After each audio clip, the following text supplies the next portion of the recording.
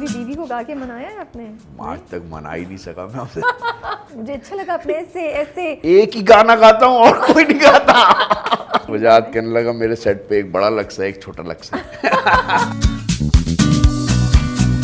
हे guys, अस्सलाम वालेकुम, this is Rabia मुगनी, you watching me on Future Magazine. और आज गपशप में हमारे पास बहुत ही ख़ास मेहमान हैं। मैं सोच रही थी मैं इनका इंट्रोडक्शन कैसे कराऊं, क्योंकि माशाल्लाह से इतना लंबा 20 साल, अगर मैं सही बोल रही हूँ तो 20 साल प्लस का करियर है। ड्रामों की अनगिनत लंबी लाइन है जिसको याद करना भी मेरे लिए मुश्किल था। कोशिश की थी बट पॉसिबल नहीं था। कुछ तो इतने हैं कि शायद यूट्यूब पे अवेलेबल भी नहीं हो। थिएटर और टीवी और फिल्म के नामवर अदाकार राशिद फारूकी आज हमारे साथ स्टूडियो में हैं। रामचंद पाकिस्तानी और लाल कबूतर दोनों मेरी बड़ी फेवरेट फिल्में हैं उनकी। मालिक में देख नहीं सकी थी लेकिन मैंने उसके बारे में बात बहुत सुनी है। तो आज हम कुछ गपशप करते हैं राशिद फारूकी के साथ। अस्सलाम वालेकुम राशिद साहब। वालेकुम सलाम। कैसे हैं आप? मैं ठीक हूँ। ठीक है। सुना है मैंने कि अपनी चाय आप खुद बनाते हैं। जी जी। हमारी चाय सही थी जो हम आपको पिला रहे हैं? गनीमत है, ठीक है। गनीमत है। ओहो, मतलब स्टैंडर्ड पे नहीं होती है। जाहिर है वो मुझे उस तरह की चाय की आदत है। तो क्या क्या सीक्रेट रेसिपी आपकी चाय की? सीक्रेट रेसिपी नहीं है, मुझे थोड़ा सा स्टमक का कभी प्रॉब्लम रहा था तो मुझे कॉफ़ी और चाय से मना किया गया। तो मैंने एक रेसिपी किसी ने मुझे बताई कि इस तरह पी लिया करो चाय।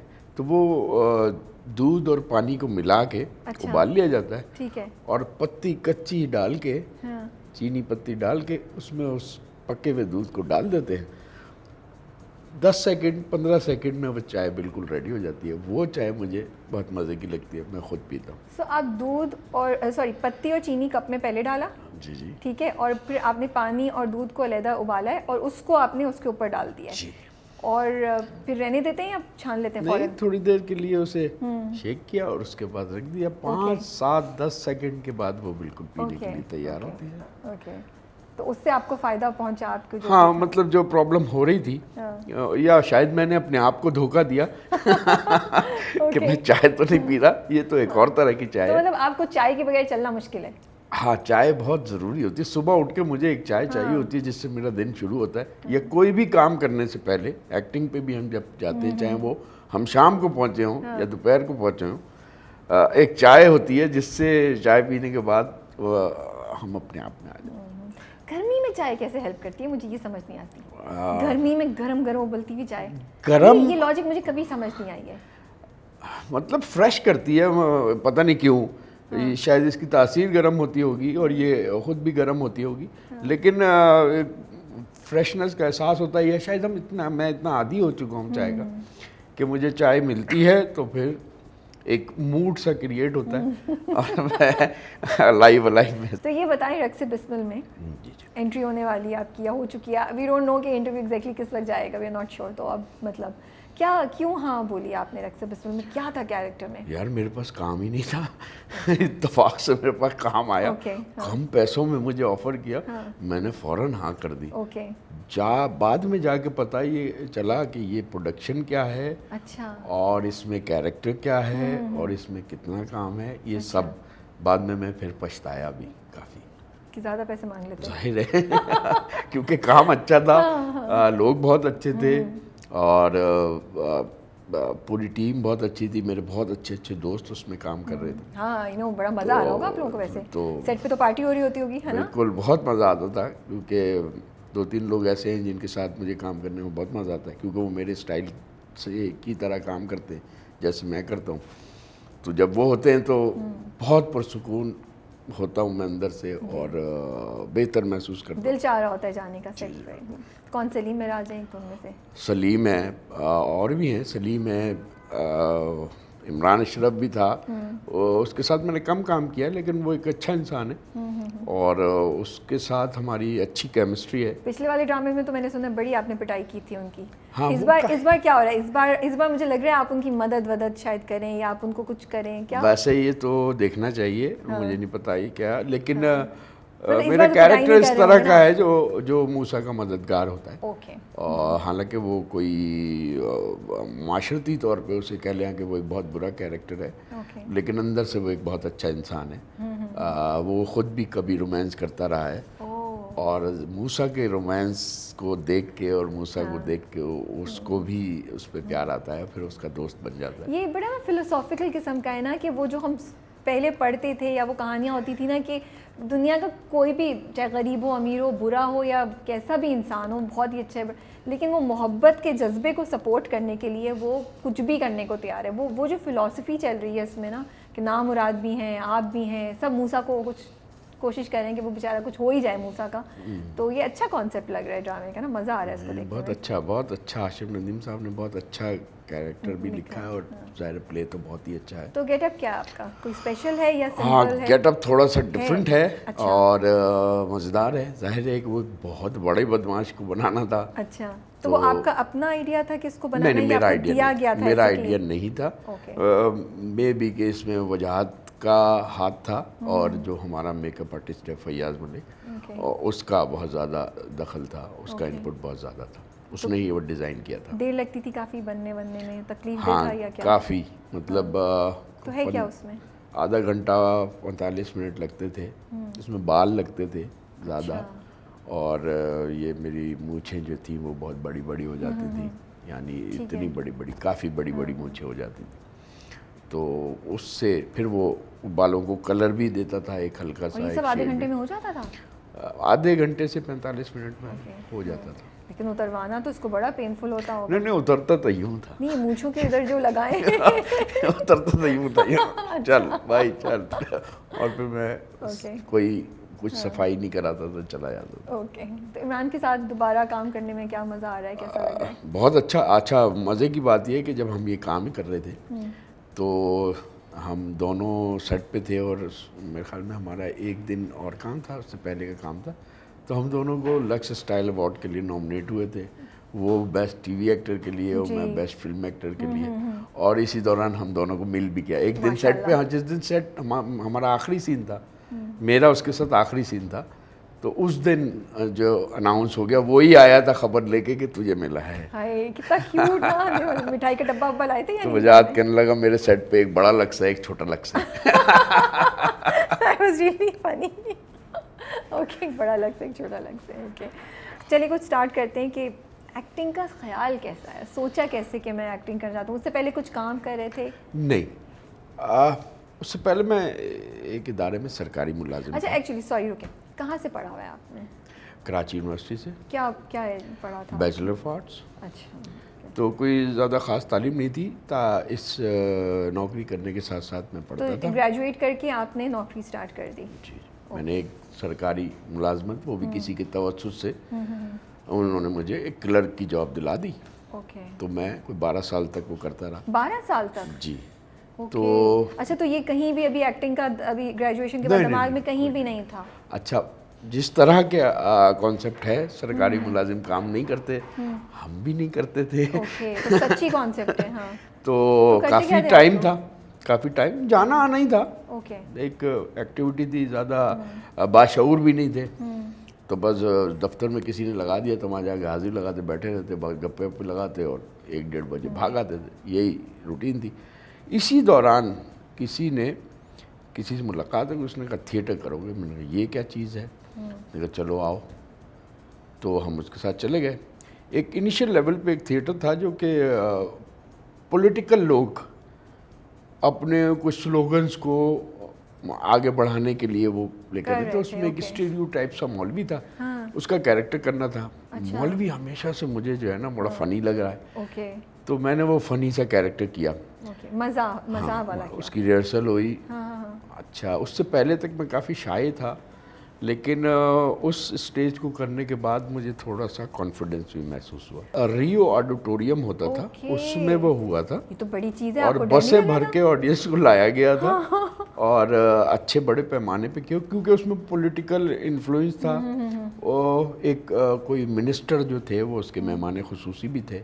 और ये आपका पहला थिएटर? ये मेरा पहला थिएटर था। तो डर नहीं लगा, टांगे नहीं कांप रही थी आपकी? जाहिर है सबकी कांपती है, मेरी भी कांपती थी। आवाज़ कांपी जब पहली लेकिन बस वो 5 मिनट स्टेज पे आने के 5 मिनट में आदमी कंफर्टेबल हो जाता है। मैं भी हो गया था। और मैंने अपना जो कुछ भी किया, जैसा भी किया, जो कुछ मुझे आता था मैंने परफॉर्म कर दिया। वो बजने वाली तालियां और उसके बाद जो मेरे अंदर तब्दीली महसूस हुई, उसने फिर मुझे और कुछ नहीं करने दिया। ओके, उसके बाद मैंने अपना एक थिएटर ग्रुप बनाया माशाल्लाह। अपने दोस्तों के साथ ओके। मिलके। फिर उसमें तो लोग कुछ कहाँ से ढूंढे कि किसको मैं लूँ? सारे जो भी दोस्त थे मोहल्ले के, अब हम उनको करते पकड़ लिया आपने हाँ कि चले चलो हाँ करते नो ट्रेनिंग नथिंग? नहीं, कुछ भी नहीं। फिर अच्छा, एक ग्रुप फॉर्म कर लिया। ठीक है। आर्ट्स काउंसिल में हमें जगह मिल गई। एक छोटा ड्रामा नहीं था, ड्रामा कहाँ से लाते, तो किसी ने कहा यार सईदा गजदर साहिबा होती, मुश्ताक गजदर साहब थे, प्रोडक्शन हेड थे, प्रोडक्शन थी उनकी और डॉक्यूमेंट्रीज बनाते थे। उनकी वाइफ हैं सईदा गजदर, वो लिखती हैं, उनके पास चले जाओ। उनके पास चले गए, स्क्रिप्ट चाहिए हमें, लिख दें। उनका तुम मेरी एक किताब खरीदो उर्दू बाज़ार से जाके, उसमें देखो कोई ना कोई शॉर्ट स्टोरी मिल जाएगी। वहाँ से जाके किताब खरीदी। एक उसमें एक ड्रामा था डाकू, अच्छा, वो पसंद आया, लेकिन वो ड्रामा जो था तकरीबन 9 मिनट का था। ओके, बना लिया अच्छा, सब कैरेक्टर वैरेक्टर करके, और हस्बे मामूल जैसा कि बनाने वाले जो होते हैं, जो जैसे जो डायरेक्टर होता है या जो भी होता है, वो मेन कैरेक्टर खुद लेता है, तो मेन कैरेक्टर मैंने आपने खुद ही लिया और बाकी दोस्तों ने दूसरे कैरेक्टर दिए। लेकिन वो ड्रामा 9 मिनट का बना था। अब क्या करें, 9 मिनट का ड्रामा तो कहाँ परफॉर्म हो सकता है। फिर किसी ने एक स्क्रिप्ट दिया था, हमारे दोस्त थे चौकीर चुगताई साहब, बहुत अच्छे शायर भी हैं। उन्होंने मुझे एक स्क्रिप्ट पढ़ने को दिया था। मैंने वो उसमें से बीच में से एक पोर्शन निकाला, अपने ड्रामे में फिट किया और उसे 25 मिनट का ड्रामा बना उनको दिया। पता है इस बात का? हाँ, वो बता मुझे दिया था? उन्होंने आके मुझे वहीं स्टेज पे जलील किया था कि यार ये तो मेरा ड्रामा और तूने इसमें डाल दिया। बाद में मेरी मतलब उनसे मेरी बहुत अच्छी दोस्ती है, अभी भी वो, मैं उनका बहुत ज़्यादा मुतक़िद हूँ और मुझे बहुत अच्छे लगते हैं उनकी शायरी भी और वो एज इंसान भी। बहरहाल वो हमने एक मौका मिला, हमें कोई कॉन्फ्रेंस हो रही, उन्होंने कहा कर दें, हमने वो जाके कर दिया। उस पर किसी ने मैग में कुछ लिख दिया, अच्छा, तारीफ कर दी। हाँ, तारीफ लिख दी। बस वो तारीफ जो है ना, वो तो ज़िंदगी के साथ जुड़ गई। पहले वो तालियां और फिर तारीफ, फिर वो पता नहीं लोग कहाँ गए, क्या ग्रुप हुआ, ग्रुप चेंज होता रहा, बढ़ते रहे। उसके बाद मैंने डायरेक्शन नहीं की कभी। एक और दोस्त हमारा आया हुआ था, मुसद्दिक सामल, मरहूम, इंतकाल हो गया उसका। वो आया हुआ था क्राई ऑफ एशिया कोई प्रोजेक्ट करके, बाहर 20-22 मुल्कों में वो स्ट्रीट थिएटर का प्रोजेक्ट करके आया था। हमने उससे दरख्वास्त, उसको पहले ड्रामा दिखा, पहले उससे कहा कि हमारे साथ, उसने कहा तुम करा क्या है। हमने वही ड्रामा जो आर्ट्स काउंसिल में किया था, वही PNC, ये पाकिस्तान मेडिकल एसोसिएशन का ऑफिस था, उसमें कर दिया जाके। उसको बुलाया कि देखो आगे। बस वो भी मुतासर हुआ, उसको बुलाया, उसको डायरेक्शन सौंपी। मैं एक्टर हूँ, एक्टिंग करना चाहता हूँ, आप डायरेक्ट। उसके बाद हमारी ज़िंदगी बहुत, फिर उसने काफ़ी वो ग्रुप फॉर्म कर लिया और हमारी अच्छी खासी वो हो गई। अच्छा, मुसद्दिक सामल के आने के बाद हमारे ग्रुप में काफ़ी ज़्यादा एनर्जी आई, क्योंकि वो भी बहुत एनर्जेटिक बंदा था। फिर और भी लोग हमारे साथ जुड़ गए, जैसे हमारे थिएटर ग्रुप का राइटर जो है मोहम्मद हनीफ बन गया। मोहम्मद हनीफ वो है जिसने एक्सप्लोडिंग मैंगोज लिखी है और हनीफ वो हमारे साथ जुड़ गया। वो हमारे थिएटर ग्रुप के ड्रामे लिखता था, मुसद्दिक डायरेक्ट करता था। हमने एक ग्रुप फॉर्म कर लिया, वो अच्छा, हमने कुछ 4-5 साल वो थिएटर ग्रुप चलाया। उसके बाद जैसा कि होता है, सबकी अपनी अपनी मसरूफियात होती हैं, आहिस्ता आहिस्ता सब अलग होते चले गए। लेकिन मेरी वो नहीं, मेरा इंटरेस्ट डेवलप हो चुका था एक्टिंग की तरफ, और उससे पहले तक मुझे कोई काम नहीं था ज़िंदगी में। मैं चाहता था कि कोई एक काम तो होता है एक इंसान का। अब वो एक सरकारी ऑफिस में काम कर रहे थे तब? हाँ, या थिएटर शुरू करने के बाद आपने छोड़ दिया वो? नहीं, तब भी चल रहा था, तो इसीलिए कर रहा था वो। तो वो करता रहा, फिर मेरी एक्टिंग से वो जुड़ गई, तो सब लोग चले गए। मैंने कहा यार मैं क्या करूं, थिएटर तो होने नहीं, हालात भी यहाँ पर ख़राब होते चले गए। तो मैं टेलीविज़न की तरफ मैंने रुख किया, लोगों से कहा क्या, गजनफर साहब से मुलाकात हो गई। तो आप जानते थे गजनफर साहब को या किसी के थ्रू गया? किसी ने बताया मुझे। मैं एक वो मिल लिया आपसे पहले? हाँ, नहीं, उनके पास सीधा दरवाजे पर नॉक करके, सर अब तो मेरा ख्याल ऐसा नहीं हो सकता ना, तब हो सकता था। ये डिपेंड करता है आदमी के कॉन्फिडेंस पे कि आप वज़ीर आज़म से भी ऐसे मिल सकते हैं, आप ये डिपेंड नहीं, करता मेरा है मतलब है कि अब तो एक प्रॉपर चैनल जाना पड़ता है ना, कि पहले प्रोडक्शन हाउस या पहले किसी उसको यहाँ करो वहाँ करो।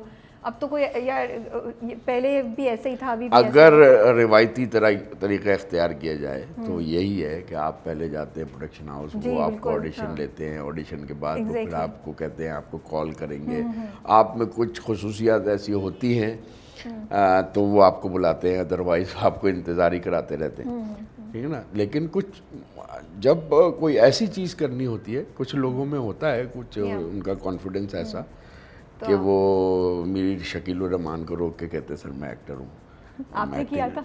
एक बात कह रहा हूँ, इसी तरह मैं गजनफर साहब के हाँ। पास चला गया, मैंने कहा सर मैं एक्टर हूँ, एक्टर है। बनना चाहता हूँ, आप ये काम करते हैं, आप मुझे भी मौका दें। उन्होंने मौका दे दिया, तो और उसके बाद वो फिर वो अच्छा काम हुआ तो उन्होंने और मौका दिया और फिर और मौका दिया, तो काफ़ी मुझे ट्रेनिंग मिलती है। इस दौरान मैंने जॉब छोड़ दी सरकारी। अच्छा। और फैसला किया कि अब मैं प्रोफेशनल एक्टिंग करूँगा। ओके। तो सरकारी जॉब छोड़ने और प्रोफेशनल एक्टिंग करने के दरमियान तकरीबन 2 साल थे। ओके। तो 2 साल मैंने आगा खान फाउंडेशन के साथ काम किया। उन्होंने मुझे एक थिएटर की जॉब दी थी। ओके। मैं सिंध में जाता था, बच्चों के साथ थिएटर करता था और वहाँ पर एक प्रोफेसर उसको एनालाइज कर रही थी कि इससे क्या होता है, कि स्टडी थी कि उनका ख्याल था कि बच्चों में कॉन्फिडेंस बेहतर होता है। तो वो 2 साल तक वो होती रही। उस दौरान मुझे एक सोप मिल गया गजनफर तो साहब बीच में आप छोटे मोटे रोल कर रहे थे या हाँ। कुछ भी नहीं कर रहे थे इन 2 साल? नहीं नहीं, छोटे मोटे रोल जो मुझे कर मिल रहे जाते थे वो कर लेता हाँ, था। और आपने जॉब छोड़ दी थी और आप आगा खान फाउंडेशन के साथ ये थिएटर इंटीरियर सिंध में कर रहे थे। इस दौरान ही मतलब हालात बहुत मज़ीद ख़राब हो गए कि मतलब एक दफ़ा मैं ठट्टा में था और सूरत हाल इतनी ख़राब थी कि वहाँ से आना मुश्किल हो गया था कि लोगों को बंद कर दिया था की बात होगी। हाँ, जो बहुत ज़्यादा हो गया। तो फिर मैंने वो मुझे गजनफर साहब ने एक सोप दिया। उस सोप को करते हुए ही मैंने फ़ैसला कर लिया था कि अब मैं और कोई काम नहीं करूँगा। तो मैंने आगा खान फाउंडेशन की जॉब को भी रिज़ाइन किया और उसके बाद से फिर फ्रीलांस एक्टिंग शुरू की। ओके। आइडिया दिमाग में सिर्फ इतना ही था कि कोई भी काम अगर देर तक किया जाए तो उसमें महारत हासिल की जा सकती है। तो मैं एक्टिंग को ही एक्सपीरियंस करना चाहता था। मैं अपने आप को एक्टिंग का स्टूडेंट समझता था, जो कि किसी टीचर से नहीं सीख रहा, जो कि करके सीख रहा। इस दौरान मैं थिएटर भी करता था, टेलीविज़न भी करता था और एक बहुत लंबा सा अरसा मैं इस दौरान यही कुछ करता रहा। एक्टिंग से मुतालिक मालूमात, एक्टिंग से मुतालिक वर्कशॉप उसको अटेंड कर लिया। किसी जैसे बहुत सारे मेरे सीनियर, कोई मुझे सीनियर मिल गया, उसके कदमों में बैठ गया, उससे बातें शुरू कर दी तो उससे कुछ हासिल कर लिया। तो ऐसी बेशुमार लोग उन्होंने मुझे सिखाया। इसी को सीखना कहते हैं। तो मैं कह नहीं सकता कि उन्होंने मुझे क्या लफ्ज़ सिखाया या क्या बात सिखाई। तो मैं उनकी बातें सुनता था जो मेरे अंदर जाती थी और ज़ाहिर है मेरा शऊर उनको मिला के कुछ ना कुछ अपने लिए हासिल कर लेता था। तो इसी तरह कहता कुछ बड़ी चीज़ें हो गई तो मेरा ख्याल था कि अब मुझे मतलब करार आ जाना चाहिए, किसी की बिज़नेस में चला जाना ये। और दूसरे लोगों का ख्याल था कि अब बिजनेस करो, कुछ पैसे अपनी ज़िंदगी के लिए बनाओ। मेरी आग बढ़ती चली जा रही थी और मुझे और ज़्यादा की तलब थी कि मतलब और एक्सप्लोर करना है, और एक्सप्लोर करना है। इस दौरान मुख्तलिफ़ फ़िल्में मैं देखता था। जैसे मुझे फ़िल्म का बहुत ज़्यादा शौक़ हो गया, मैं बहुत ज़्यादा फ़िल्में देखने लगा। बस कौन सी फिल्में देखते थे, किस तरह की? डिफरेंट, जो भी मिल जाए। ज़्यादातर तो इंडियन फिल्में थी क्योंकि मैं अंग्रेज़ी बहुत अच्छी नहीं समझ पाता था, तो मैं ज़्यादातर इंडियन फिल्म देखता था। लेकिन ऐसा नहीं है कि बिल्कुल सिर्फ इंडियन फिल्में देखता था। तो जो सब टाइटल के साथ मिल जाती थी तो वो, और जो अंग्रेज़ी फिल्में जितनी भी समझ, जैसे टॉम हैंक्स की फ़िल्म देखी थी तो बस वो सिंगल कैरेक्टर की फ़िल्म थी, वो शायद उस पर उसने ऑस्कर भी लिया था। तो बस वो था कि यार कोई, हाँ, कोई भी अपना दांत भी निकालता है, वो वाली उसकी बात करें मुझे। हाँ, मतलब कोई भी ऐसा कैरेक्टर हो सकता है जो पूरी फिल्म अकेले भी चला सकता है। इंस्पायरिंग, आप बहुत तो उसको कुछ ऐसी अब और से देखना, इस तरह की चीज़ें। अच्छा, मुझे बड़ी इंटरेस्टिंग लग रही है आपकी बात कि आप थ्रू आउट कह रहे हैं कि मैं सीख रहा था। आपको कभी ऐसा नहीं लगा कि मैं उस पर पहुँचूँ? आप पिक कर रहे हैं चीज़ें आसपास से, वर्कशॉप्स, फिल्में, सब कुछ।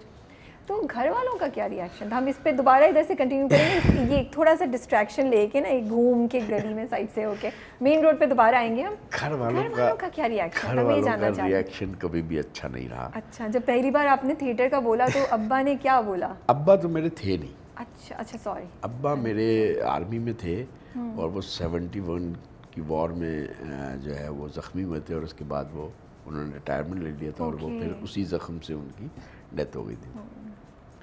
मेरी माँ थी, हैं अभी भी हैं माशाल्लाह, हयात है।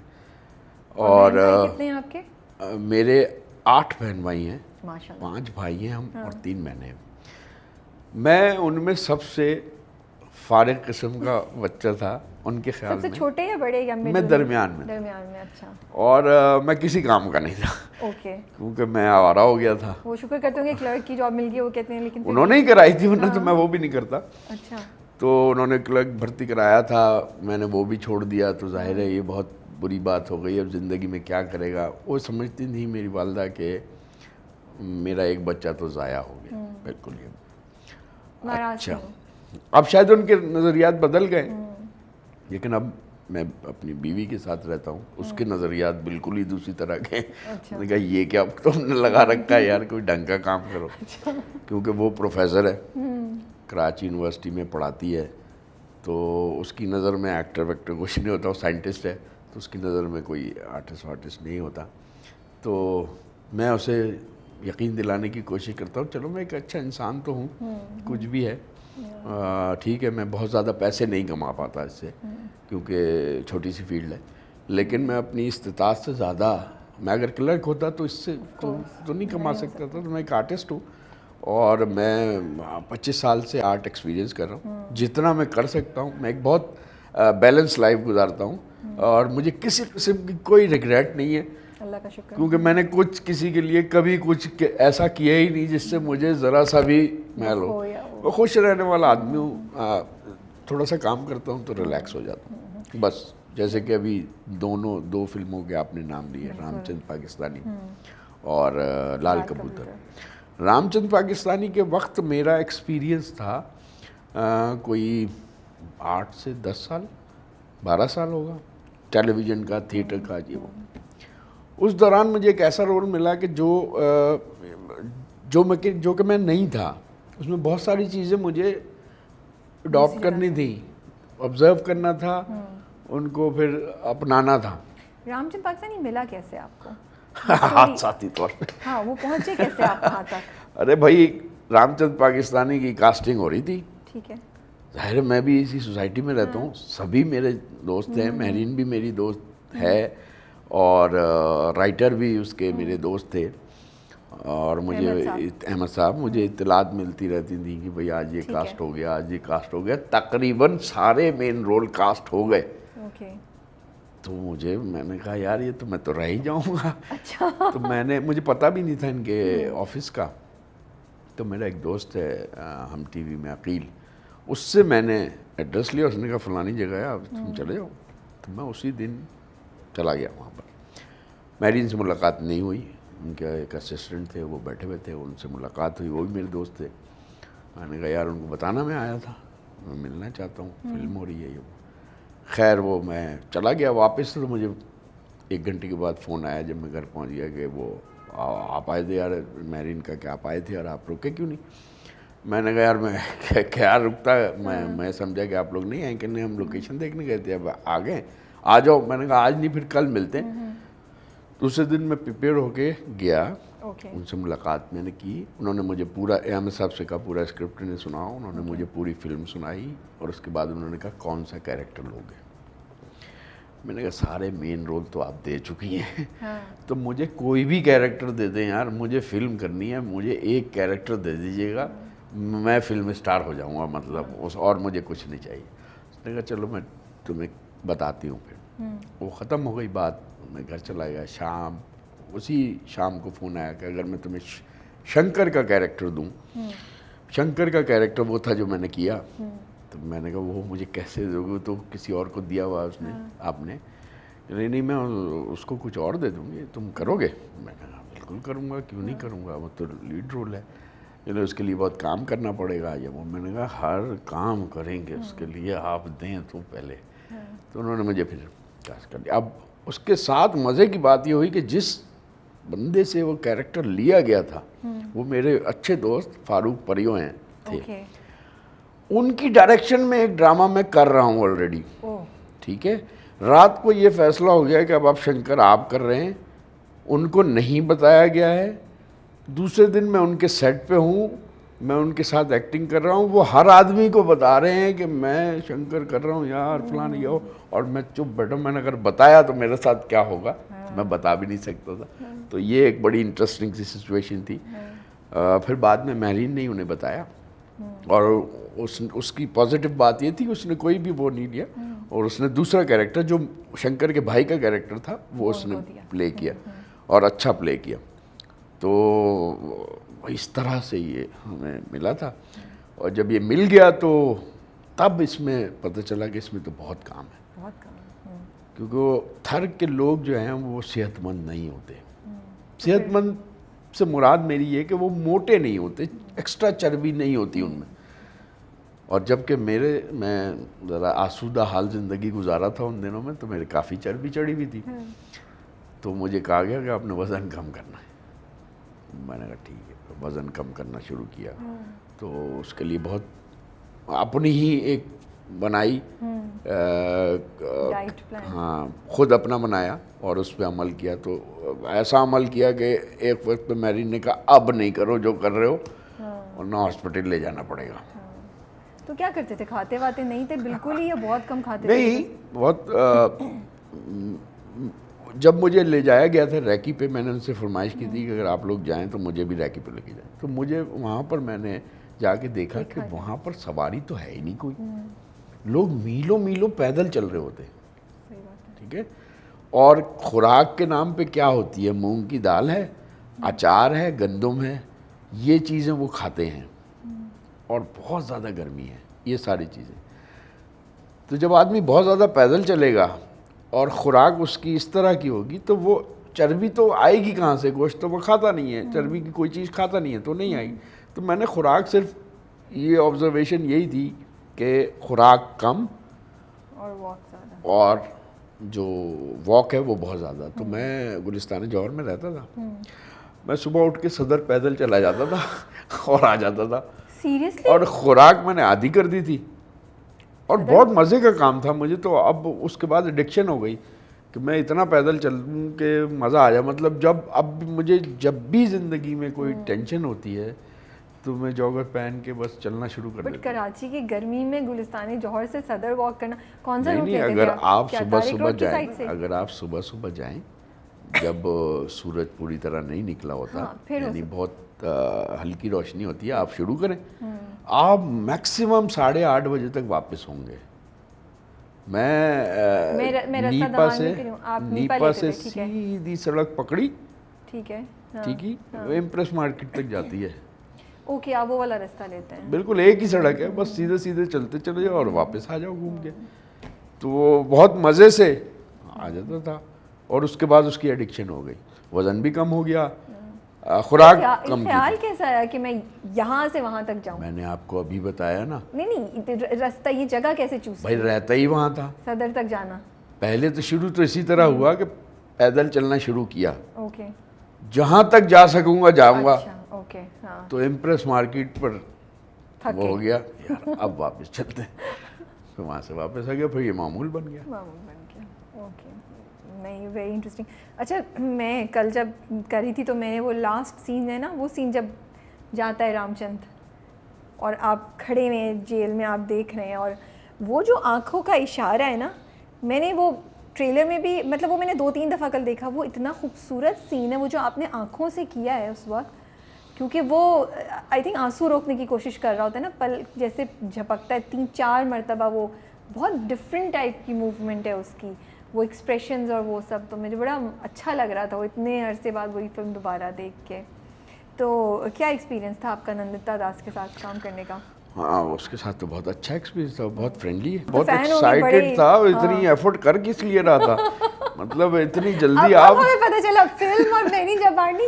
नहीं, महरीन भी, इट वाज नंदिता दास जिसकी अट्रैक्शन में पहुंचे थे ऑफिस। महरीन भी मेरी दोस्त है और भी सब लोग दोस्त थे। लेकिन अगर आप कोई काम कर रहे हैं और कैरियर के शुरू में हो और आपको एकदम से कोई चीज़ ऑफर हो जाए कि आप बहुत ही जिसके आप फ़ैन रहे हैं ज़िंदगी भर, उसकी आपने फिल्में देखी हैं और आप उसके मुकाबले जाके एक्टिंग करेंगे, क्या बात। तो आप एक्साइटेड नहीं होंगे? मैं भी अंदर से बहुत ज़्यादा एक्साइटेड था, मतलब इतना ज़्यादा कि कोई, लेकिन मैं उसको दबा रहा था और मैं उसको सोच रहा था कि मैंने किस तरह काम करना है कि उसको मैं इम्प्रेस करने में कामयाब हो जाऊं या मतलब बाकी लोग मुझसे इम्प्रेस हों, मेरे काम से इम्प्रेस हों, मुझसे इम्प्रेस हों। तो मेरा ख्याल है कि मैंने अपनी बेस्ट बिल्कुल दिया था जो मैं दे सकता था, जो भी मेरे पास था। तो क्या नंदिता दास की कोई एक बात हमसे शेयर कर सकें? क्या चीज़ इम्प्रेस की आपको एज एन एक्ट्रेस या एज एन इंसान? मुझे उसका प्रोफेशनलिज्म बहुत पसंद आया। अच्छा। वो थर के थर पार करके एक गेस्ट हाउस लिया हुआ था, उसके अंदर थी और जिस कमरे में वो रह रही थी उस कमरे का फ्लश ख़राब हो गया था, तो वो कमरा बू से भरा हुआ था। अच्छा। लेकिन उसने शिकायत नहीं की कि तुम लोगों ने मुझे यहाँ कहाँ रखा है और ये तुम क्या कर रहे हो। हालांकि सब लोग, जितने भी लोग थे, वो इस कोशिश में थे कि इसे कोई तकलीफ ना होने दे, लेकिन उसने भी किसी को तकलीफ नहीं होने दी, ना उसने शिकायत की। मुझे ये बहुत अच्छा लगा कि वो एक काम करने आई है, वो काम के अलावा उसने कोई भी दूसरी बात नहीं की और बहुत अच्छा काम किया और चली। उससे मुझे उसने मुतासिर कर दिया, मैंने तो उसे क्या करना था। नहीं, I am sure it was बहुत अच्छा आपका कैरेक्टर था, बहुत अच्छी आपकी परफॉर्मेंस थी। वो तो एक मतलब एक चीज़ है जो मुझे लगता है हर पाकिस्तानी को वो एक फिल्म में हर एक पाकिस्तानी को और जिसको भी फिल्में पसंद है वो वर्क ऑफ आर्ट ज़रूर देखना चाहिए, मुझे लगता है हर इंसान को। मुझे ये बताएं, लाल कबूतर फिल्मों की ही बात करें, लाल कबूतर जब मैंने देखना शुरू किया, मुझे आपका कैरेक्टर, मुझे जो उसमें चीज़ अच्छी लगती है और शायद कहीं एक आर्टिकल में भी ये बात लिखी हुई थी, लाइक हमें आप पे गुस्सा भी आ रहा था बट हम आपके लिए फील भी कर रहे थे। It was a strange character के मोहब्बत भी हो रही थी आपके कैरेक्टर से, दिल चाह रहा था कि यार इसको, इनकी फैमिली को कुछ नहीं हो, बचा लो। हालांकि वो कोई बहुत सीधा इंसान नहीं था। ये कैरेक्टर करते हुए दिमाग में था कि ये इंप्रेशन देना है ऑडियंस को, और आपको पता था कि क्या ऑडियंस मुझे इस तरह मेरे साथ लव हेट करेगी इस कैरेक्टर के साथ, एट द सेम टाइम कि मोहब्बत भी होगी और गुस्सा भी चढ़ेगा और नफरत भी होगी, कुछ ये चीज़ें पहले से थी या ये हो गया? बिल्कुल ये टास्क था। ओके। मुझे पता था ये किस तरह का कैरेक्टर है। ठीक है। और इसमें बहुत ज़्यादा मेरे कैरेक्टर में इनपुट जो है मेरे डायरेक्टर का था। कमाल बहुत अच्छा लड़का है, उससे काफ़ी मेरी पुरानी मुलाकात है, उसके लिए मैंने और भी काम किए हैं छोटे मोटे, तो वो बहुत बड़ी हेल्प था। लेकिन बुनियादी तौर पे मेरे जहन में शुरू में से ही ये था कि ये कैरेक्टर मैं इस तरह करूं कि ये कैरेक्टर ज़रूर बुरा है लेकिन लोगों को इससे मोहब्बत होनी चाहिए। हाँ। और बिल्कुल उसी तरह लिया जिस तरह के मैंने सोचा था और जिस तरह से हुआ। और उसमें कमाल की हेल्प थोड़ी सी और ज़्यादा थी। कमाल ने एक आध सीन मेरा इस तरह का इम्प्रोवाइज सीन डाल दिया, उसने उसी वक्त क्रिएट किया, यार ये आप एक रोमांटिक सीन हम भी कर रहे हैं, ये भी डाल दें, इससे आपके कैरेक्टर को सपोर्ट मिलेगी। तो वो एक कैरेक्टर रोल हो गया उस एक तरफ, वो बहुत बुरी तरह का। और उस कैरेक्टर में आप देखें ये मेरी एफर्ट नहीं थी, वो कैरेक्टर लिखा हुआ जो राइटर है हमारा, उसने बहुत अच्छा कैरेक्टर लिखा हुआ था कि वो हर सीन जो है उसमें उसके डिफरेंट एक्सप्रेशन होते हैं। हर सीन में एक सीन से एक्सप्रेशन उसके मुख्तलिफ हैं दूसरे सीन में। तो ये एक एक्टर के लिए बड़ी कमाल बात होती है कि उसे ऐसा कैरेक्टर प्ले करने के लिए का मौका मिले जिसमें उसके हर सीन में उसके डिफरेंट एक्सप्रेशन हो। ये बताएं कि स्ट्रगल थी आपकी? स्ट्रगल ही स्ट्रगल है अब तक। क्या स्ट्रगल है as a writer, as a actor? जब आपने शुरू भी किया, धक्के खाने पड़े या आपको लगता है कि हो गया, स्मूथली हो गई चीज़ें, या थोड़ा इंडस्ट्री ने? हम जैसे लोगों की स्मूथली कभी भी नहीं होती। कोई आसानी से तस्लीम नहीं करता। मेरी खुशकिस्मती ज़िंदगी में ये रही है कि मुझे हमेशा पॉजिटिव लोग मिलते रहे और उनकी पॉजिटिव एनर्जी मेरे अंदर जाती रही, मुझे इंस्पिरेशन होती रही, और मैं उस जो राह मुंतखब की थी उससे हटा नहीं, उस पर चलता रहा। लोगों की मुझे मदद मिलती रही। बहुत दफ़ा ऐसा भी हुआ कि बहुत जिन पे मैं डिपेंड करता कि ये मुझे बहुत मदद देंगे, तो उन्होंने मुझे मदद नहीं भी दी। और बाज़ औक़ात जो मैं कर सकता था वो मुझे करने नहीं दिया, और मुझे दुख भी पहुंचाया। मैं हर्ट भी हुआ बहुत ज़्यादा दफ़ा। तो मैंने कभी किसी से इजहार नहीं किया इस चीज़ का, क्योंकि मैं समझता हूँ कि अगर ऐसी सिचुएशंस कभी होती भी हैं तो उसकी भी वजूहात होती हैं। अगर मुझे आपसे जेलसी महसूस होगी तो मैं क्या करूँ?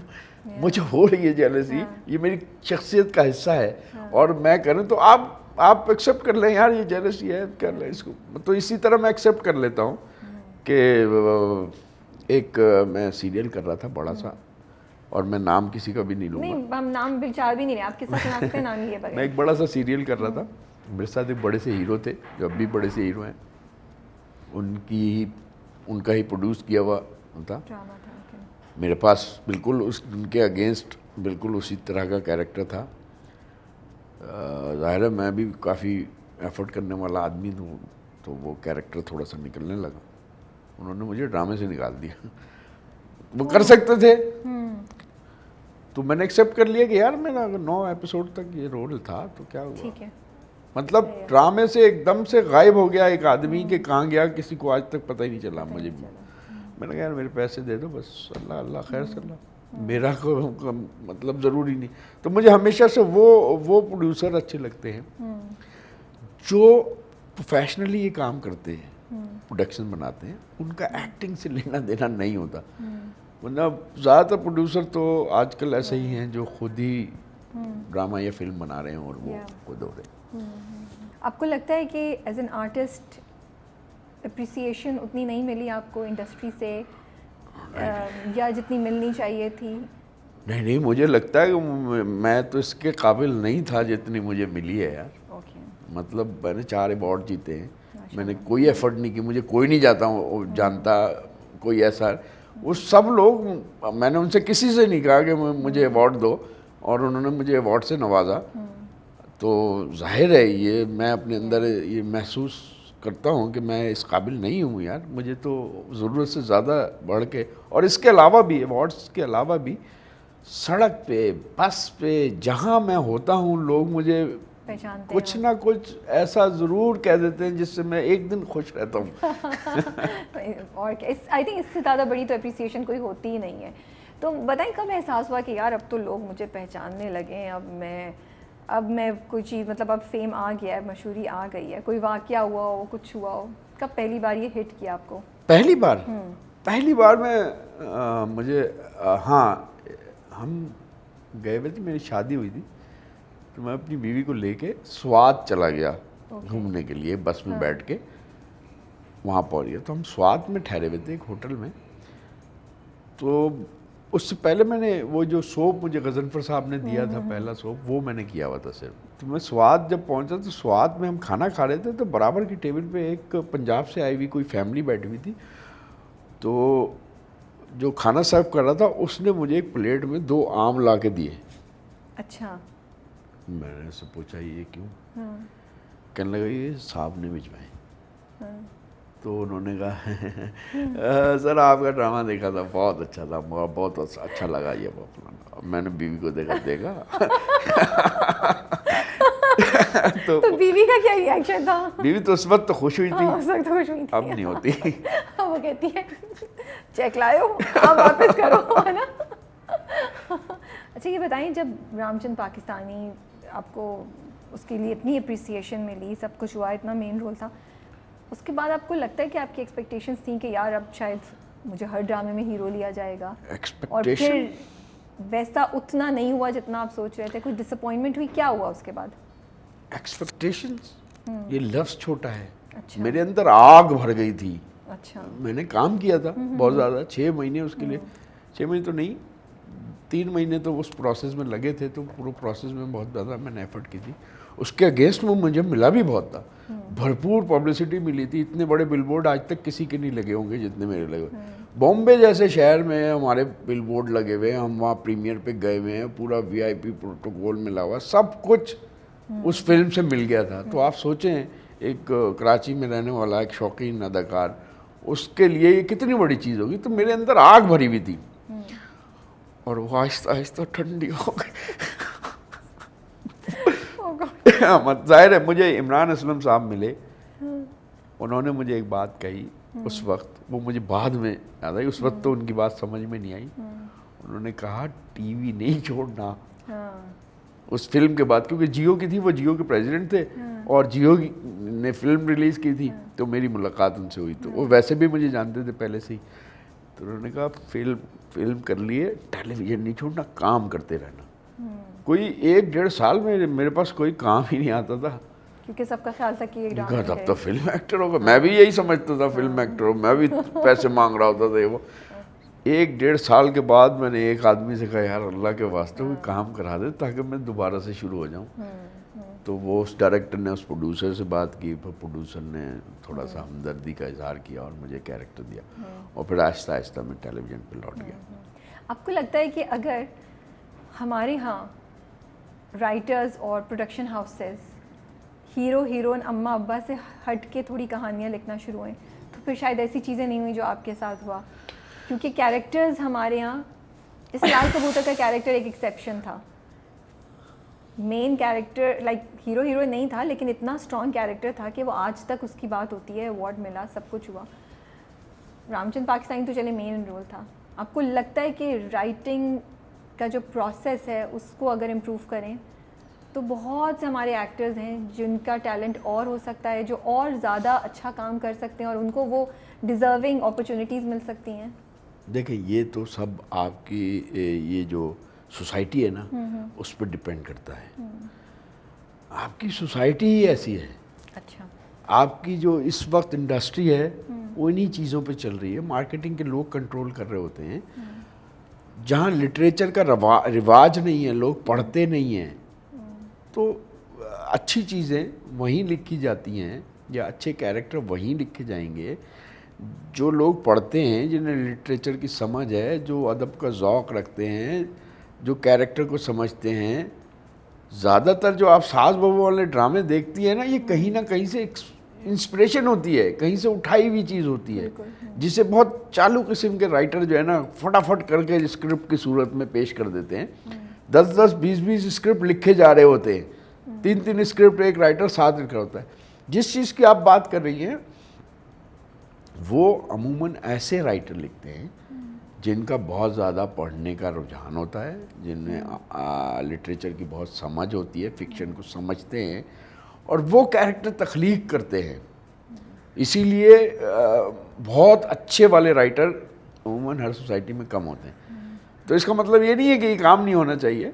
अब ये इसी में से कोई निकलेगा। ये रक्स बिस्मिल भी या रामचंद्र पाकिस्तानी भी या लाल कबूतर भी या और दीगर बहुत सारे हिट चीज़ें जिन्हें हम पसंद भी करते हैं और आवाम भी पसंद करती है, वो भी इन्हीं लोगों ने लिखे हैं। बिल्कुल। ये ट्रेंड बनेगा।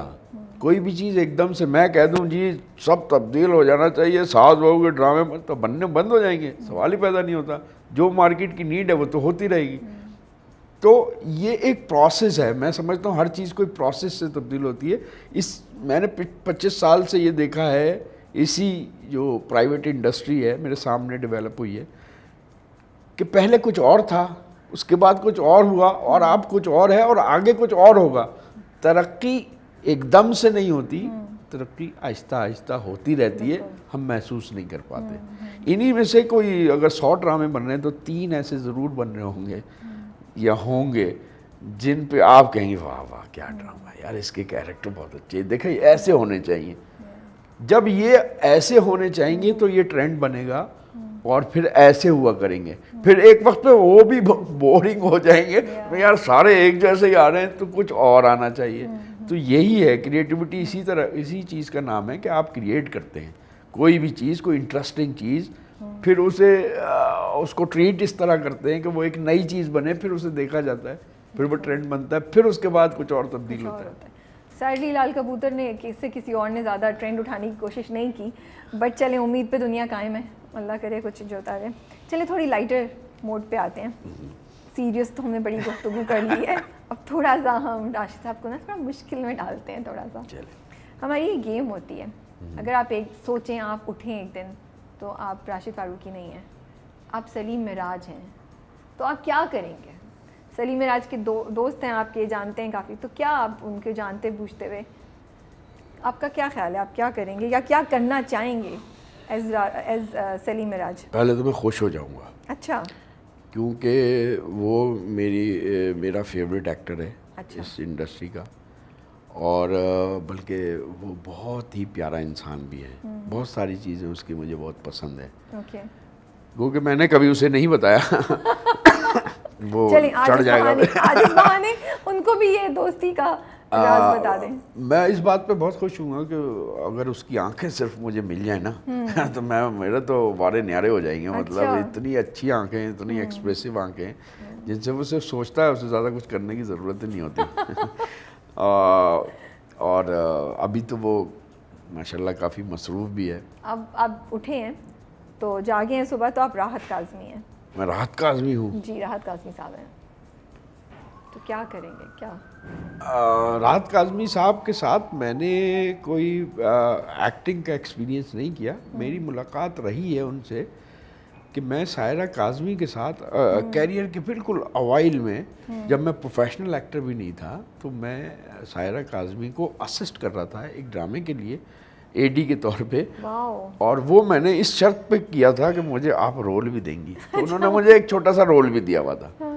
तो कुछ दिन वो जब तक कराची में हम रहे, राहत काज़मी साहब उस फिल्म में, उस ड्रामे में काम कर रहे थे। वो एयरफोर्स के लिए बन रहा था, जो कि बाद में नहीं बना। अच्छा। और मैं एडी था, दिन भर मुझे सायरा डांटती रहती थी और मैं शाम तक बस भाग दौड़ी कर रहा होता था। तो फाइनली एक दिन क्या हुआ कि सायरा ने डिसाइड किया, मेरी तय हुआ था कि जी आपको 3 महीने के लिए हम हायर कर रहे हैं और आपको 30,000 रुपये देंगे। ठीक है। ये पीटीवी और एयरफोर्स की मुश्तरका एफर्ट थी। तो मैंने हमी भरी थी। एक दिन हम पहुँचे घर पे उनके, मैंने फ़ैसला किया, उन्होंने मुझे बुलाया था। रोज़ मुझे डांट पड़ती थी कुछ ना कुछ मुझ पे ऐसा। तो मैंने उनसे कहा कि सायरा, राहत काज़मी भी मौजूद थे उनके अपने घर पे ये मीटिंग हुई। मैंने कहा मैं माज़रत चाहता हूँ, मैं आपकी जॉब नहीं कर सकता, लेकिन मैं एक्टिंग करना चाहूँगा क्योंकि मैं उसी के उसमें आया था। तो मैं पैसे नहीं लूँगा आपसे, यानी मैं आपकी जॉब छोड़ रहा हूँ, असिस्टेंट मैं आपका रहूँगा, बगैर पैसों का काम करूँगा, उसके एवज़ आप मुझे ये दे दीजिएगा। तो राज साहब ने मुझे बड़ा अप्रिशिएट किया था और लगन के इतनी, और मैंने काफ़ी हद तक वो करने की कोशिश की। हम नलतर भी गए थे और गिलगित गए थे, और उस वक्त मैं बहुत ज़्यादा माली तौर पर मुस्तहकम भी नहीं था, बग़ैर पैसों ही के चला गया था। तो जो नलतर में -26 टेम्परेचर था और मेरे पास कपड़े नहीं थे, जो कपड़े मैं पहन के गया था 7 दिन तक मैंने नहीं उतारे थे क्योंकि मैं उतारना अफोर्ड ही नहीं कर सकता था, क्योंकि वो इतनी सर्दी थी। तो वो कामरा में आके फिर जब नीचे आए, हम कामरा में रुके, तो वहाँ पर फिर मैंने वो कपड़े। अच्छा ये बताइए, मैंने एक जगह कहीं आपको इंटरव्यू में सुना था कि आपने कहा मुझे इस बात का अफसोस है कि आप शायद घर नहीं बना सके और आप अपनी फैमिली को फाइनेंशियली सिक्योर नहीं कर सके। तो मुझे ये है कि आपको लगता है कि रास्ते में कहीं आपसे कुछ चीज़ें मिस हो गई, या ये इंडस्ट्री ऐसी है कि इसमें बहुत मुश्किल है, इस फाइनेंशियल कंफर्ट तक पहुंचना बहुत मुश्किल है? क्या इस कहानी क्या है? ये भी है। अच्छा, ऐसा भी है, लेकिन जाहिर है हमसे ही गलतियाँ हुई। अगर हम, मैं इसलिए भी पूछ रही हूँ कि बहुत से नए आर्टिस्ट जो आ रहे हैं, जो सपोर्टिंग रोल्स में आ रहे हैं, मे बी उनको एज अ हीरो हीरोइन या उनको बड़े एड्स नहीं मिल रहा है कुछ, फिर वो भी सीख सकते हैं आपसे, सुन रहे होंगे कि मैं एक बात बहुत सच बताऊं कि मैं अपने लिए ना कुछ भी जमा नहीं करना चाहता। ये मेरी अपने आप से कमिटमेंट है। मैं कोई जायदाद नहीं बनाना चाहता, कुछ जमा नहीं करना चाहता। ठीक है। और ऐसे ही मतलब ईद ही साफ दफना दें किसी दिन, इस तरह की ज़िंदगी। लेकिन ज़ाहिर है मैंने एक ज़िंदगी किसी के साथ गुजारी है, तो मेरी बीवी है, मेरी बेटी है, ज़ाहिर है उनको तो मुझे सिक्योर करना है ना किसी भी तरह। उनके लिए मुझे घर बनाने की ख्वाहिश है, सीधी सी बात। और मैं वो पूरा नहीं कर पाया हूँ। उसमें मेरी ही कोताही होगी। मुझे अगर ये मैं पहले सोचता तो मैं कुछ अर्निंग को सेव करता और सेविंग से कुछ ना कुछ प्लॉट ले लेता, कुछ ज़मीन ले लेता और फिर मैं उसे बनाने की कोशिश करता और बना लेता। ऐसा नहीं है कि इस इंडस्ट्री से हमें पैसे नहीं मिलते, इतने ज़रूर मिलते हैं कि हम थोड़ा सा टाइम लगा के बना सकते थे। तो इसमें मेरी कोताही है। अब नहीं बना सका हूँ, अब तो उस पर पछताया जा सकता है और कुछ नहीं। अगर ये उम्मीद थी कि लाल कबूतर जिस तरह की फिल्म है, अगर इस तरह की फिल्में बनेंगी और इस तरह के लोग काम करेंगे और ये ज़्यादातर वो उसके बाद सिनेमा ही बंद हो गए, है ना। तो कुछ हालात ही ऐसे। हाँ, अगर इस तरह की फिल्में बने तो हमारे लिए भी काम निकले। हम वो कमर्शियल या मसाला फिल्मों में नहीं चल सकते, तो इसलिए हम सिर्फ टेलीविज़न कर रहे होते हैं। वो फिल्में बनती उस तरह की, हम उसमें काम करते, हमें कैरेक्टर रोल्स मिलते और हम ज़्यादा अर्निंग करते, तो हम बना सकते थे। या अगर ऐसा मुस्तकबिल में होगा तो अभी तो बच्ची कुची ज़िंदगी है, तो हो सकता है। जितनी ख्वाहिशात हैं उन्हें ख्वाहिश तो अब सिर्फ यही एक है बिल्कुल कि अपनी जो फैमिली है उसको सिक्योर करने के लिए उन्हें एक छत बना के देनी है। और इसके अलावा मेरी और कोई पर्सनल तो कुछ है ही नहीं। अल्लाह ने सारी पूरी कर दी जो भी सोचा था। अच्छा, मैं आपसे एक लाइन अगर मैं आपको दूं, उसको आप अगर 3 कैरेक्टर्स में बोल सकें, as a romantic hero, as a villain और एक गिड़गिड़ाता हुआ बेचारा कोई बंदा इंसान, दुख में मुब्तला इंसान, ठीक है। और लाइन है, बसंती इन कुत्तों के सामने मत नाचना। पहले एज अ विलन बोल के दिखाएं, नहीं पहले ऐसे गिड़गिड़ाता हुआ हीरो बोल के दिखाएं। हीरो तो नहीं बने, कोई बंदा बेचारा परेशान दुखों का मारा हुआ कैरेक्टर है हमारा, कोई अच्छा रो रहा है। बसंती कुत्तों के आगे मत नाचना। ठीक है। और अब विलन, खौफनाक किस्म का, खून खंवार, धमकी वाला। बसंती कुत्तों के आगे मत नाचना। मुझे भी डर लग गया। और थर्ड, अब आपने इसी लाइन को रोमांस में बोलना है, एज अ रोमांटिक हीरो। समझे, सामने हीरोइन है और उसको आपने ये जुमला बोलना है। बसंती इन कुत्तों के आगे मत नाचो। Very good, I am so impressed. I was not even sure कि कैसा जाएगा, लेकिन मुझे इतना मज़ा आया आपको देख के and I am so impressed. आप तो ऐसे कैरेक्टर में आए, फ़ौरन इतनी आपने वेरिएशन दी है, वाह मज़ा आ गया। आई एम हैप्पी कि हमने किया ये, मज़ा आया मुझे तो बड़ा देख के। एक मैं आपके साथ रैपिड फायर करूँगी और फिर हम इसको रैप अप करें। ठीक है। मैं आपको फिल इन द ब्लैंक्स दे रही हूँ, जुमला बोल रही हूँ, आप खुद इस जुमले को पूरा कर लें। कौन से लोग हैं या क्या चीज़ है जो आपको लगता है कि ये कंप्लीट कर सकती है। डैश गा भी सकते हैं लेकिन किसी को मालूम नहीं है। टीपू। अच्छा, गा भी सकते हैं लेकिन किसी को पता नहीं है। नहीं है, ओके। नाच भी सकते हैं, किसी को पता नहीं है। आज तो बड़े मज़े की चीज़। अदनान शाह टीपू। चलें जी। Dash is an extremely underrated actor. Ishtiaq Rasool उसका नाम है। ओके। वो बहुत बड़ा एक्टर है, लेकिन उनको वो अभी तक वो मुकाम नहीं मिला उसे जो उससे काम कर करवाना चाहिए। ओके, ठीक है। I wish I could work with, मेरी ख्वाहिश है कि मैं इन लोगों के साथ काम कर सकूं। नवाजुद्दीन सिद्दीकी के साथ काम करना चाहता हूँ पर्सनली, मेरी ख्वाहिश है। वो गो के मैं सलीम मिराज के साथ करके वो पूरी कर लेता हूँ। गुड वन, ये बहुत अच्छा था। ये बहुत अच्छा था। और बेशुमार इंडियन एक्टर हैं जो बहुत सीरियस हैं। इसके अलावा मैं हमारे जो अपकमिंग जो आने वाले एक्टर हैं जो ट्रेंड होके आ रहे हैं, उनमें से बहुत सारे एक्टर हैं जिनके साथ मैं काम करना चाहता हूँ। Okay okay. Dash has been my guiding light. मैं समझता हूँ ये बड़ी बात है लेकिन मुझे बहुत गाइडेंस मिली है, वो हैं सर एंथोनी हॉपकिंस। ओके। उनकी मैं एक्टिंग का बड़ा फ़ैन हूँ क्योंकि वो बहुत ज़्यादा यहाँ से एक्टिंग करते हैं, यहाँ से एक्टिंग करते हैं, बहुत ज़्यादा मतलब बॉडी को ठीक है। इस्तेमाल नहीं करते। ठीक है। शायद करते होंगे ज़िंदगी में कभी, लेकिन अभी तो इस तरह की एक्टिंग करते हैं, दिमाग की एक्टिंग करते हैं। Okay. Auditions, experience and working comfort, इनमें से क्या चीज़ सबसे ज़्यादा अहम होनी चाहिए किसी एक्टर को किसी कैरेक्टर के लिए चुनते हुए? ऑडिशन। ओके। लास्ट सवाल, एक चीज़ जो लोगों को मेरे बारे में मालूम नहीं है, जो मैं भी अभी आपको बताने वाली हूँ। एक चीज़ तो जो वाकई आप मेरे बता बारे रहे में किसी को नहीं मालूम। वो बता दें। अगर वो बताने वाली है तो। यार मैं रोता बहुत हूँ, अच्छा, क्यों? पता नहीं, बहुत जल्दी रोना आ जाता है। दुख हो जाता है आपको? शायद दुख अंदर है, पता नहीं क्या, बस बहुत छोटी बात है। Sensitive- फिल्म देखते हुए, sensitive। ड्रामा देखते हुए, तो यूट्यूब मेरी पे कैटेगरी है आप तो। मैं भी फौरन। आंसू निकल आते, लेकिन ऐसा सबके साथ नहीं होता। अकेला हो रहा हो तो होता है। अच्छा, तो जो चीज़ हमें पता चली है वो ये है कि राशिद फारूकी साहब गुनगुनाते भी हैं और बहुत अच्छा गुनगुनाते हैं।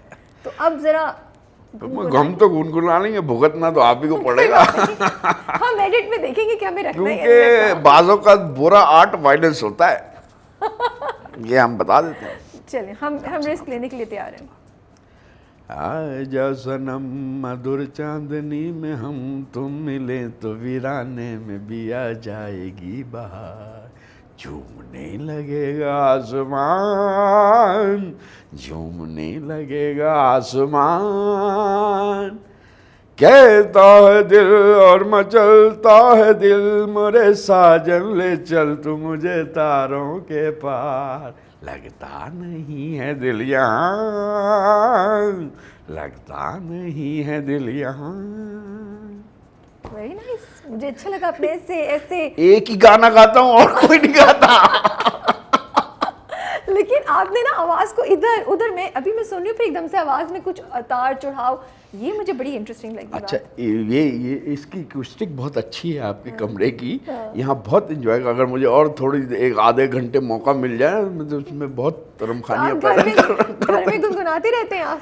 नहीं, मैं ये गाना मुझे कहीं से कभी पसंद आ गया था ज़िंदगी में, तो मुझे अमूमन गाने याद नहीं होते। ये गाने में मुझे एक इस तरह का मज़ा आया कि मैं इसे मुख्तलिफ अंदाज में गाता रहा हूँ। गले में जब आदमी गा रहा होता है ना, और फिर इस तरह का एटमॉस्फेयर बन जाए, अकेला कमरा हो, ज़रा हॉलो हो, एक इको बन रहा हो, तो फिर ये हमारी कुछ एक्सरसाइजेज भी होती हैं एक्टिंग की, आवाज़ के लिए, ये जो बढ़ाने उतारने पिच हल्की करने, उन सबको मिला के तो इस तरह बनाया जाता है, तो ये एक स्टाइलाइज सी चीज़ बन जाती है। वो तो हमें नज़र आया। अभी कभी बीवी को गा के मनाया है आपने प्यार से? आज तक मना ही नहीं सका मैं आपसे। नहीं, वो मैं उनसे बहुत मोहब्बत करता हूँ। बिल्कुल, ऑफ कोर्स। क्योंकि मोहब्बत के बारे में मेरा नज़रिया यही है कि कोई मोहब्बत हुई नहीं ज़िंदगी में, तो सोचा यही था कि यार जो औरत होगी ना उसको प्यार देंगे, वो प्यार मिलेगा। बस सीधी सी बात है, और कोई हिडन लाइफ है नहीं, ना कोई ऐसी चीज़ है। और बीवियाँ तो मतलब बुरा भला तो कहती ही रहती हैं, वो तो आदतन भी कहती है ना, तो वो बेहतरी के लिए कहती होंगी, और ज़िंदगी मेरी इनके साथ बेहतर ही हुई है। अगर मुझे आप पहले देखें और अब देखें तो आप यकीन नहीं करेंगी कि ये यही आदमी है जो इस वक्त बैठा हुआ है। तो जाहिर है मैं बहुत ज़्यादा तालीम, आपको मैंने बताया मैं तो बैचलर हूँ, मेरी बीवी जो है वो पोस्ट डॉक्टरेट है, और फिर वो साइंटिस्ट है, फिर वो प्रोफेसर भी है। बिल्कुल। तो जब किसी के साथ हम गुजारते हैं ना ज़िंदगी, मैं उससे कुछ सीखना चाहूँ ना चाहूँ, कुछ ना कुछ तो मेरे अंदर तो आएगा ही आएगा। आएगा ही आएगा। मैं मैनर्स तो सीख ही जाऊँगा यार। एक तालीमी याफ्ता शख्स, बिल्कुल, एक मैनरफुल शख्स होता है, उसके मैनर्स तो मुझे मिल ही जाएंगे ना। बिल्कुल। तो मैं बहुत ज़्यादा ठंडा हुआ हूँ, मैं बहुत जज्बाती तो नहीं था बहरहाल, लेकिन अक्खड़ था। एक अक्खड़ लोग होते हैं, रफनेस थी ज़िंदगी में। तो जबकि वो काफ़ी सॉफ्ट है और तालीम ने उसे ज़्यादा और भी ज़्यादा पॉलिश कर दिया। जब मैं उसके साथ रहा तो वो जो नोक पलक थी वो मेरी ज़िंदगी की भी, मेरी शख्सियत की भी बेहतर होती चली गई। माशाल्लाह। मुझे पता है अब उससे पहले मुझे नहीं पता था कि कहाँ मुझे गुस्सा करना है और कहाँ नहीं करना, कहाँ ज़ोर से बोलना है और कहाँ नहीं बोलना, और किसको ज़ोर से बोलना है, किसको नहीं बोलना। तो अब ये मुझे पता है कि कहाँ पर मैंने किस तरह, ऑटो पे नहीं है ज़िंदगी, थोड़ा सोच हम के कंट्रोल्ड होना चाहिए, हमें अपने दिमाग के कंट्रोल में सोच समझ के काम करने चाहिए। तो वो अब करता हूँ। और ये तो मेरा ज़ाती तौर पर ख्याल है, जो कुछ अगर बीवियाँ करती हैं तो वो तो करती ही हैं यार, वो तो ये बर्दाश्त कर लेना चाहिए। जैसे वो आपको बर्दाश्त कर रही है। हाँ, मुझे भी तो बर्दाश्त कर ही रही है। It's a mutual thing. शुक्रिया बहुत बहुत राज साहब कि आपने इतना टाइम निकाला और बड़े मज़े की हमारी आपके साथ गपशप हुई। बहुत मज़ा आया बातचीत करके, और किस्से सुन के, इतने ढेर सारे किस्से हमने सुने, और रामचंद पाकिस्तानी की पूरी बैक स्टोरी हमें सुनाई। और बस अल्लाह ताला आपको आपकी सारी चीज़ों में कामयाबी दे, ख्वाहिशात आपकी पूरी करे, and we wish you all the best. Thank you very much.